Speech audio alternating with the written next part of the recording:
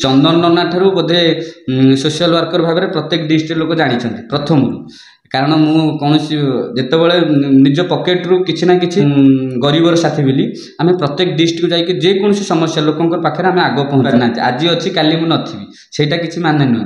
दर्शक बंधु आम आज आपण मानक से भल पाइबापी चंदन भाईना को आम पुणी थे अतिथि करूँ जाना तांकर जीवन शैली केमिति माने आपण मैंने जेहेतु एत भल पाइबा देइछंती कहबे केमिति पूजा रुजा करिथांती आ केमिति समाज सेवा भी से करती आपण मैंने जानी नथिबे आम आगुरी कहिथिलु से भी कलाकार दुनिया रे किछि भूमिका ग्रहण करथिले से सब विषय रे एथरक आम पचारि बुझी नबा आसंतु।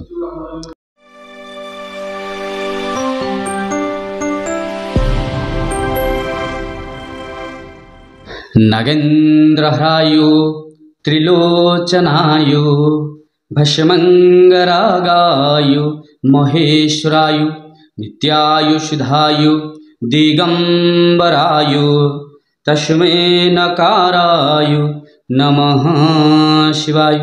हर हर महादेव शिव शंभु कालहर दुखहर दारिद्रहर संकटहर हर हर महादेव प्रभु श्री बराल बालुंकेश्वर मुसेवाय चंदन महापात्र धन्यवाद जनाऊँगी समस्त श्रद्धालु भक्त मैंने एमती भल पाइबा मत दौरान आपण मान चैनल माध्यम आउ समस्त भक्त मानकर जोगाजोग आसूची केमती कौन करवा नना समस्ते शुभफल पाई जाऊँगी को समय भक्त आसले आपन भेट हाँ जो कथा कहले समस्त जोगाजोग से कथा पचारुंट चंदन नना आम केमती कौन जो मानसिकता करूँ आम केमी पहुँचू ये समस्त प्रकार सुविधा मुझे माने प्राइवेटली कहूँ मुझे करी कहीं बहुत दूर दूरांत लोक मैंने आसुँच सेवा पाइबा माने मानसिक करने कि मिनिमम 200-500-700 किलोमीटर दूर लोक आसुँच से माने पूर्व दिन आसिक राति जापन कर माने रोचंती स्वतंत्र व्यवस्था करा टॉयलेट लैट्रिन बाथरूम तो धरिकी रहिबार सुविधा करा प्राइवेट मोर मुझे करी कारण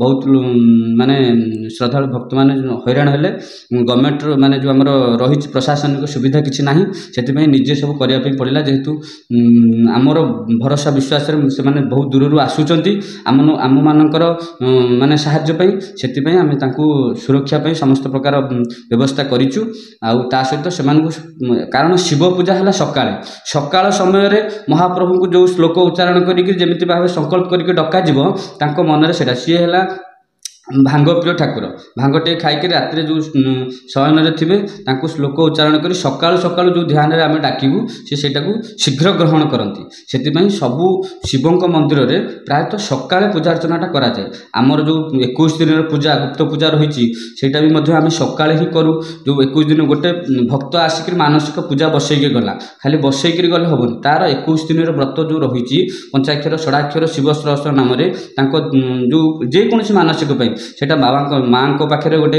मार्जना करा बाबा शक्ति घर्षण करा दीप नबाद कदली क्षीर बेलपत्र शनिपत्र अगुरु माँ चुआ सिंदूर मेथी हलदी ये सब जिनस रही यही सब जिनस सब नीतिकांति करा नीतिकांति आमर सब समस्त जानते आज्ञा 2 दूणे 4 किंतु शिवों पाठ है 2 दूणे 8 शिवों पाठ ये जो नीतिटा से विद्याटा आमको महाप्रभु देइछंती से विद्यारे आम से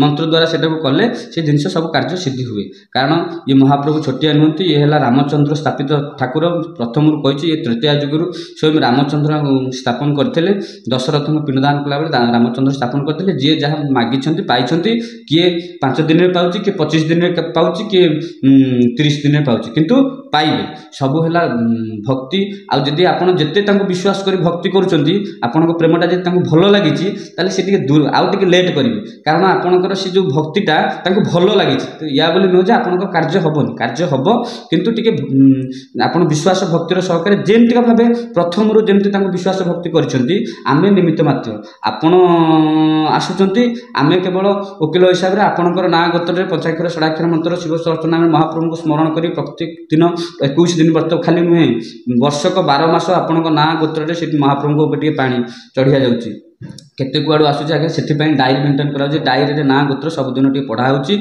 समस्त सेवायत मानकर संकल्प कराई जो जी जहाँ मानसिक से गुप्त पूजा करा। ନହେଲେ ଆପଣ ଆପଣ ସମାଜ ସେବା କ'ଣ କରୁଛନ୍ତି ବୋଲି ଆମେ ଶୁଣିଥିଲୁ କ'ଣ? ଶୁଣନ୍ତୁ, ସମାଜ ସେବା ଯେଉଁ କଥା କହିଲେ, ମୋତେ ଏଇ ଯେଉଁ ଚନ୍ଦନ ନନା ଠାରୁ ବୋଧେ ସୋସିଆଲ ୱାର୍କର ଭାବରେ ପ୍ରତ୍ୟେକ ଡିଷ୍ଟ୍ରିକ୍ଟ ଲୋକ ଜାଣିଛନ୍ତି ପ୍ରଥମରୁ। କାରଣ ମୁଁ କୌଣସି ଯେତେବେଳେ ନିଜ ପକେଟରୁ କିଛି ନା କିଛି, ଆମର ଗୋଟେ ସଂସ୍ଥା ଥିଲା ଗରିବର ସାଥୀ ବୋଲି, ଆମେ ପ୍ରତ୍ୟେକ ଡିଷ୍ଟ୍ରିକ୍ଟକୁ ଯାଇକି ଯେକୌଣସି ସମସ୍ୟା ଲୋକଙ୍କ ପାଖରେ ଆମେ ଆଗ ପହଞ୍ଚୁ। କାରଣ ଗୋଟେ ଲୋକର ଯଦି ଗୋଟେ ଘର ମନେକର ନିଆଁ ଲାଗିଗଲା, ସେ ଗଭର୍ଣ୍ଣମେଣ୍ଟ ଆସିବା ପୂର୍ବରୁ ଆମେ ସେଠି ସହଯୋଗ କରୁଥିଲୁ ଏଥିପାଇଁ ଯେ ସେମାନଙ୍କର ସମସ୍ତଙ୍କର ପରମିଶନ ଦରକାର, ଆମର କାହାର ପରମିଶନ ଦରକାର ନାହିଁ। ଆମ ନିଜ ପକେଟରୁ ଆମେ ଖର୍ଚ୍ଚ କରିବୁ, ଗୋଟେ ଲୋକକୁ ସହଯୋଗ କରିବୁ, ସହଯୋଗ ପାଇବେ, ନିଶ୍ଚୟ ସହାନୁଭୂତି ପାଇବେ। ଜୟ ପ୍ରଭୁ ବରାଳ ବାଲୁକେଶ୍ୱର। ଏତେ ସବୁ ଭିତରେ ସମୟ କେମିତି ଦେଉଥିଲେ? ସମୟ ତ ଆଜ୍ଞା ସେଇଟା ହେଲା ସମୟର କଥା। କେତେବେଳେ କେଉଁ ମଙ୍ଗ କୁଆଡ଼େ ଯାଉଛି କେହି କହିପାରିନାହାନ୍ତି। ଆଜି ଅଛି କାଲି ମୁଁ ନଥିବି, ସେଇଟା କିଛି ମାନେ ନୁହେଁ। କାରଣ ସମସ୍ତେ ଆମେ ମହାପ୍ରଭୁଙ୍କ ଉପରେ ନିର୍ଭର କରୁଛୁ ଏଇ ସେବା କଲାଠୁ। କାରଣ ସମସ୍ତଙ୍କର ଗୋଟେ 21 ଦିନ ବ୍ରତ ରହୁଛି, ଦାଢ଼ି କାଟିବାକୁ ସମୟ ମିଳୁନି, କିନ୍ତୁ ତା ଭିତରେ ସବୁ ଜିନିଷ ଟିକେ ଟିକେ କରି ଯାଉଛି। ତା ଭିତରେ କେତେ ସାଟିସ୍ଫାଏ ହେଉଛନ୍ତି, ତା ଭିତରେ କେତେ ମାନେ ଗାଳି ମଧ୍ୟ କରୁଥିବେ। ସେଇଟା ମୁଁ କହୁନି ଗାଳିଟା ବୋଧେ ଆଗକୁ ଆସୁନି, ଗାଳିଟା ପଛରେ ରହିଯାଉଛି। ତେଣୁକରି ସବୁ ଜିନିଷ ଗୋଟେ ଭଲ ପାଇବା ସମସ୍ତେ ଦେଇନଥାନ୍ତି, ତା ଭିତରେ ବି କିଏ ରାଗୁଥିବେ, ରୁଷୁଥିବେ, କହିପାରୁନଥିବେ, ଏମିତିଆ ସବୁ ଜିନିଷ ଚାଲିଥିବ। କିନ୍ତୁ ଆମେ ସଦାସର୍ବଦା ସମସ୍ତଙ୍କୁ, କାରଣ ଦେଖନ୍ତୁ ଯେତେ ବଡ଼ ଲୋକ ହଉ ସମସ୍ତଙ୍କୁ କେତେବେଳେ ଶାନ୍ତି କରିପାରେନି। ତେଣୁକରି ଯେତେ ଲୋକ ଯେତେ ଆମ ପାଖକୁ ଆସିଲେ ବି ସମସ୍ତଙ୍କୁ ତ କେତେବେଳେ କାହାକୁ ସମାନ ଇଏ ଦେଇହେବନି।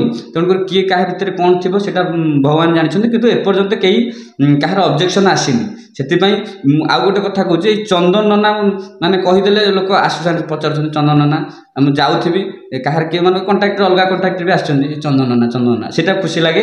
ଆପଣମାନଙ୍କ ମାଧ୍ୟମରେ ସମସ୍ତେ ମନେ ରଖିଛନ୍ତି ଏଇ ନାଁଟାକୁ, ସେଇଟା ବଡ଼ କଥା। ଆଉ ଆମର ଏ ସେବା ମାନଙ୍କ ଭିତରେ ବି ମଧ୍ୟ ଅଛନ୍ତି କେତେଜଣ, ସିଏ କହୁଛି ମୁଁ ଚନ୍ଦନ ନନା, ଇଏ କହୁଛି ମୁଁ ଚନ୍ଦନ ନନା। ତାପରେ ସେମାନେ ଭୁଲର ଶିକାର ହେଲା ପରେ ସିଏ ପୁଣି ଫୋନ୍ କରି, ନନା ଆପଣଙ୍କ ପାଖକୁ ଯାଇଥିଲୁ ଯେ ସିଏ ଆମକୁ ଏମିତି କରିଦେଲେ, ଇଏ ହେଲା ସିଏ ହେଲା, ଏସବୁ ଜିନିଷ ସବୁ ରହିଛି। କିନ୍ତୁ ମୁଁ ସେ କଥା କହୁନି କିଏ କ'ଣ କରୁଛି, କିନ୍ତୁ ଆପଣମାନେ ମହାପ୍ରଭୁଙ୍କୁ ବିଶ୍ୱାସ କରନ୍ତୁ। ଯେକୌଣସି ମାନସିକ ପାଇଁ ତାଙ୍କ ପାଖରେ ରହୁଛନ୍ତି, ସବୁଦିନ ତାଙ୍କର ଧ୍ୟାନ କରନ୍ତୁ, ଆପଣ ନିଶ୍ଚୟ କାର୍ଯ୍ୟ ପାଇବେ। ଜୟ ପ୍ରଭୁ ବରାଳ ବାଲୁକେଶ୍ୱର। ପୁଣି ସିରିଏଲ ଆଡ଼ିକି ଆସିଲା। ହଉ, ସିରିଏଲ କଥା କହିଲେ, ମୁଁ ସେଇ ଯେଉଁ ସିରିଏଲ କଥା କହୁଛି ଆପଣଙ୍କୁ, ସେ ବହୁତ ଏଇ ଜଷ୍ଟ 2 ବର୍ଷ ତଳର କଥା। ଦି ଚାରିଟା ହେଇଛି, ଜଷ୍ଟ ଉଠିଲା ବେଳକୁ ପୁଣି ମହାପ୍ରଭୁଙ୍କର ଗୋଟେ ଏପଟକୁ ଆସିଲି, ଯିଏକି ଆଉ ଛାଡ଼ିକି ଯିବା ପାଇଁ ଇଚ୍ଛା ହେଲାନି। ମହାପ୍ରଭୁଙ୍କର ସବୁଦିନ ନୀତିକାନ୍ତି ବେଶ ଗୋଟେ ମନକୁ ଭାରି ସନ୍ତୋଷ ଲାଗିଲା।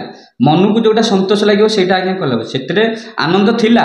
କିନ୍ତୁ ରାତି ଦିନ ସେସବୁ ଜିନିଷ ସେ ଯିଏ କରିଛି ସେ ଜାଣିଛି ହେଲା। ତାପରେ ଦେହ ଖରାପ ହେଲା। କୋଉ ଚରିତ୍ର ଆପଣଙ୍କୁ ମିଳିଥିଲା, ମାନେ ନାଁଟା କ'ଣ ଥିଲା? ଗୋଟେ ଡକ୍ଟର ଅଛି, ଚାକର ରୋଲ ମଧ୍ୟ କରିଛି। ତାପରେ ଏମିତି ଛୋଟ ମୋଟ କଳାକାର ହିସାବରେ ମୁଁ ରୋଲ କରିଛି, କିଛି ସେମିତି ବଡ଼ ଆର୍ଟିଷ୍ଟ ମୁଁ ନୁହେଁ। ଯାତ୍ରାରେ ମୋତେ ନେଗେଟିଭ୍ କ୍ୟାରେକ୍ଟର ଦିଅନ୍ତି। ଆମର ଏଇଠି ଅନୁଷ୍ଠାନରେ ମୋତେ ସବୁବେଳେ ମାନେ ଭିଲିଆନ୍ କ୍ୟାରେକ୍ଟରଟି ଦିଅନ୍ତି। କାହିଁକି କେଜାଣି ମୁଁ ଜାଣିନି, କ'ଣ କେମିତି ତ୍ରୁଟି ରହିଛି ସେଇଟା ମୁଁ କ୍ଲିପ୍ ଆପଣଙ୍କୁ ଦେବି, ଦେଖିବେ। ଯଦି ଭଲ ଲାଗିବ ଗୋଟେ କମେଣ୍ଟ ନିଶ୍ଚୟ ଦେବେ। ଆଗରୁ ସେଥିରେ ମଧ୍ୟ ମୋତେ ଆପଣ ବହୁତ ଭଲ ପାଇଛନ୍ତି, ସେଥିପାଇଁ ମୁଁ କହୁଛି ସେ କ୍ଲିପ୍ଟା ଦେବି। କିଛି ଆଉ ଅଲଗା କିଛି ଭାବିବେନି, ଗୋଟେ କମେଣ୍ଟ ଦେବେ। ଆପଣଙ୍କ ଭିଡ଼ିଓ ଦେଖିକିରି, ଭାଗି ଭାଇ ବ୍ଲଗ୍ସ ଭିଡ଼ିଓ ଦେଖିକିରି ସମସ୍ତେ ପ୍ରାୟ କଲ୍ କରୁଛନ୍ତି, ନନା ଆପଣ ଦେଖିଛି ମୁଁ କେବେ ଟିଭିରେ। ତାପରେ ଆପଣ ତ ଅନେକ ପ୍ରଶଂସକ ଅଛନ୍ତି। ହଁ, ବହୁତ ପ୍ରଶଂସକ ଅଛନ୍ତି, ମୋତେ କଲ୍ କରୁଛନ୍ତି ମଧ୍ୟ, ଆଉ ଆସିଛନ୍ତି ପୀଠକୁ ମଧ୍ୟ ଆସିଛନ୍ତି। ସେଥିପାଇଁ ବୋଧେ ମୋତେ ଏଇ ଦୁନିଆଟା ଭଲ ଲାଗିଛି। ସେଥିପାଇଁ ଏ ସେବା ନୀତିକାନ୍ତି ମୋତେ ସବୁ ଭଲ ଲାଗିଛି। ସେଥିପାଇଁ ଲୋକଙ୍କର ଭଲ ପାଇବା ସାଥିରେ ଅଛି। ଆପଣଙ୍କୁ ଏତେ ଲୋକ ଭଲ ପାଉଛନ୍ତି, ଆପଣ ସେ ଉପରେ କ'ଣ କହିବେ? ଯେଉଁମାନେ ଆପଣଙ୍କୁ ଭଲ ପାଉଛନ୍ତି, ଭଲ ପାଉଛନ୍ତି ତ ସବୁବେଳେ ଭଲ ଏଇଠି ଅଛି ଆଉ ଭଲ ପାଇ ସେମାନେ ଭଲ ପାଉଛନ୍ତି, ମୁଁ ମଧ୍ୟ ତାଙ୍କୁ ସେତିକି ଭଲ ପାଇବା ଦେଇଛି ବୋଲି ସେମାନେ ଭଲ ପାଉଛନ୍ତି, ବୁଝିଲେ ନା ନାହିଁ।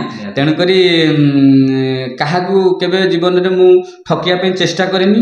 ତେଣୁ ମୁଁ ଯାହାକୁ ଯେତିକି ବି ଯିଏ ଆସନ୍ତୁ, ଯେ ପୂଜା ଅର୍ଚ୍ଚନାଠୁ ଆରମ୍ଭ କରି ଯେକୌଣସି ମାନସିକ ପାଇଁ ତାଙ୍କର ସମସ୍ତଙ୍କୁ ପ୍ରଥମ କହିଛି, ତୁମ ସକ୍ଷ ହିସାବରେ ଯେତିକି ପାରିବେ ସେତିକି କରିବେ। ସକ୍ଷ ଅଛି ତ ଆପଣ ଗ୍ଲାସ୍ ପାଣି ପିଇବେ, ଆଉ ଯଦି ସକ୍ଷ ନାହିଁ କେବେ ଚିନ୍ତା କରିବନି ସେ ଗ୍ଲାସ୍ ପାଣି ପିଇବା ପାଇଁ। ତୁମେ ସେଇ ଟିକେ ପିଇଲେ ମହାପ୍ରଭୁ ଶାନ୍ତି ହେବେ। ତୁମ କାର୍ଯ୍ୟ ହେବା ଦରକାର। ମୋ କାମ ହେଲା ମୁଁ ଢାଳେ ପାଣି ଦେଇକି ମୁଁ ଢାଳିବି, ସେଇଟା ମୋ କାମ। ମୁଁ ତେଣୁକରି ତା ପାଇଁ ମାନେ ପ୍ରାପ୍ୟ ମୋତେ ଟଙ୍କାଟେ ଦେଲେ ଚଳିବ, କିନ୍ତୁ ଅନ୍ୟ ଦ୍ୱାରା ଯଦି ମୁଁ ସେ ଗରେ ପାଣି ଢାଳିବି ତା ପାଇଁ ତ ଟଙ୍କା ଲାଗିବ ନା। ସେଥିପାଇଁ ଆପଣଙ୍କୁ ପଚାରିକି ମୁଁ ସେ ଗରା ପାଣିଟା ଢାଳିବି। ଖାଇବୁ।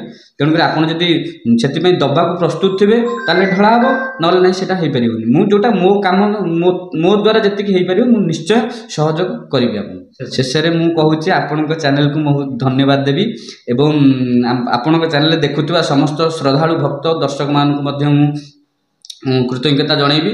ଆଉ ଗୋଟେ କହୁଛି 29/11/2024 ଯେଉଁଟାକି ଆମର ଶୁକ୍ରବାର, ଆସନ୍ତା ଶୁକ୍ରବାର 29/11/2024 ଆମର ପଡ଼ୁଛି ଶିବ ଚତୁର୍ଦ୍ଦଶୀ।